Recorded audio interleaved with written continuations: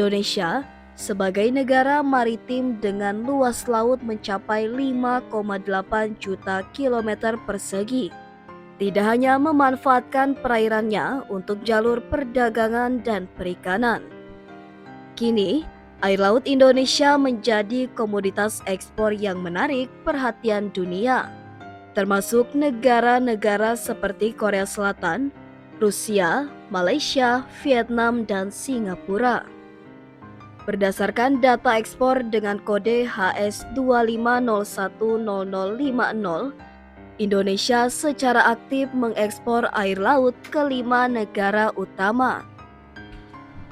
Malaysia menjadi importir terbesar, menyerap 21,6 ton air laut Indonesia sepanjang 2023 dengan nilai 19.038 US dollar. Kedekatan geografis dan kebutuhan industri aquaculture serta produksi garam menjadi faktor utama tingginya permintaan. Rusia menempati posisi kedua dengan impor 1,8 ton senilai 5.317 US dollar. Meski terkenal dengan perairan dingin, Rusia justru mendatangkan air laut Indonesia untuk kebutuhan akuarium, riset bioteknologi, hingga kosmetik berbasis bahan alami. Korea Selatan juga menunjukkan minat tinggi dengan volume impor 2,75 ton senilai 2.272 US dollar.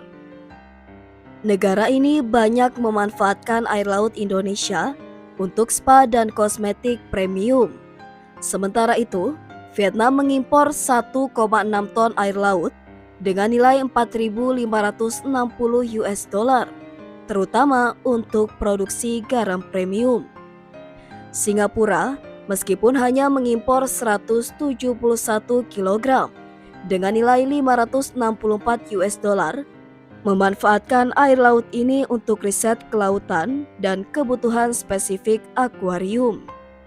Air laut Indonesia kaya akan mineral alami seperti magnesium dan natrium, menjadikannya bahan baku bernilai tinggi untuk berbagai industri.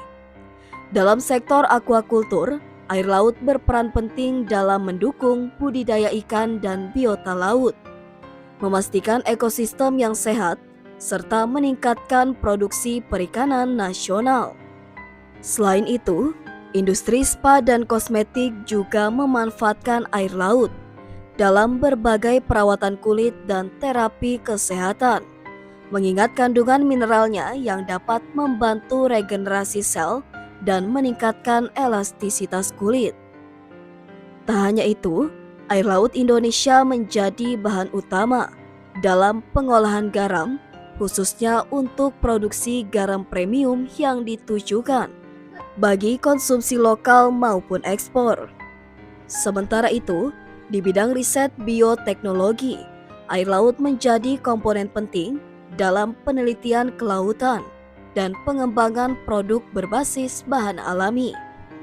Bahkan, negara-negara seperti Rusia dan Korea Selatan menggunakan air laut Indonesia untuk membangun ekosistem akuarium raksasa, menunjukkan tingginya kualitas dan kemurnian air laut dari perairan Nusantara.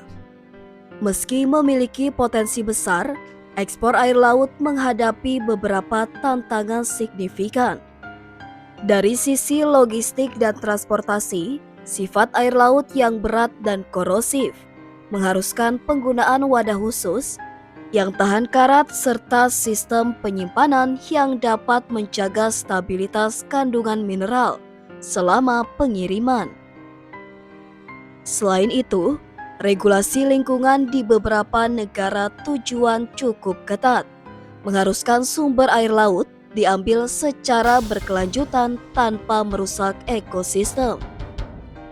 Tantangan ini mendorong pelaku industri untuk terus berinovasi dalam menciptakan solusi yang memastikan kelestarian lingkungan, sekaligus meningkatkan daya saing produk air laut Indonesia di pasar global. Untuk meningkatkan daya saing, Indonesia perlu fokus pada inovasi seperti mikrofiltrasi untuk memastikan kualitas produk tetap terjaga. Selain itu, kolaborasi dengan negara tujuan untuk riset dan pengembangan produk berbasis air laut bisa menjadi nilai tambah.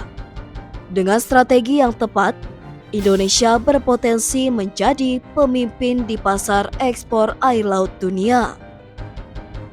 Pemerintah dan pelaku usaha dapat memperluas pasar ke Eropa dan Timur Tengah yang mulai menyadari manfaat bahan alami dalam industri kesehatan dan kecantikan.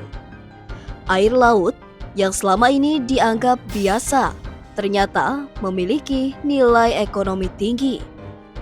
Dengan optimalisasi pasar dan inovasi, komoditas ini bisa menjadi salah satu sumber devisa baru bagi Indonesia.